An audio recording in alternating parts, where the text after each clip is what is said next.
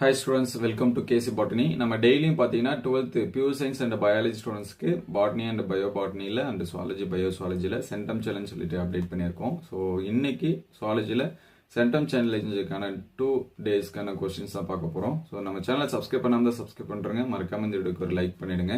So இதுக்கு முன்னாடி update பண்ண கொஸ்டின்ஸ் பார்க்கலாம், கீழே லிங்க்ல தரேன், அதை வந்து செக் பண்ணி பார்த்துங்க. ஸோ இன்னைக்கான கொஸ்டின்ஸ் வந்து பார்த்தீங்கன்னா சாப்டர் 1ல் ஃபர்ஸ்ட் வாட் இஸ் கான்ஜுகேஷன், இணைவுமுறை இனப்பெருக்கம்னா என்ன அப்படிங்கிறத படிச்சிருங்க. அதுக்கடுத்து வாட் இஸ் ரீஜெனரேஷன், இழப்பு மீட்டல் அதன் வகை. நமக்கு வந்து டூ யூ நோ கொஸ்டின்ஸ்ல இழப்பு மீட்டல் திறன் இருக்கும், அதையும் படிச்சிருங்க.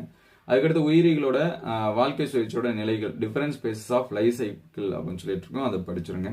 So next what is budding, முகிழ்தல் என்றால் என்ன, அதோட வகைகள். அதுக்கடுத்து difference between internal and external fertilisation, வெளிக்கருவுதல்னா என்ன, உட்கருவுதல்னா என்ன, அதோட வேறுபாடு படிச்சிருங்க. Write the types of natural parthenogenesis, இயற்கையான கன்னி இனப்பெருக்கத்தோட வகை. நமக்கு வந்து கன்னி இனப்பெருக்கம் வகைன்னு ஒரு 5 மார்க் கொஸ்டின்ஸ் இருக்கு. ஸோ அது எல்லாமே கண்டிப்பாக ஸ்கிப் பண்ணாமல் படிச்சிருங்க. நிறைய டைம் ரிப்பீட்டட் கொஸ்டின் தான், ஃபர்ஸ்ட் லெசன்லாம் ரொம்ப கம்மியான கொஸ்டின்ஸ் தான் இருக்கு. மினிமம் இந்த கொஸ்டின்ஸ் எல்லாமே பாருங்க. இதுக்கு முன்னாடி அப்டேட் பண்ணது எல்லாமே பிளேலிஸ்ட்ல இருக்கு, செக் பண்ணி பாருங்க. இது எந்த அளவுக்கு ஹெல்ப்ஃபுல்லாக இருக்கு அப்படின்னு சொல்லிட்டு கமெண்ட் பண்றேங்க.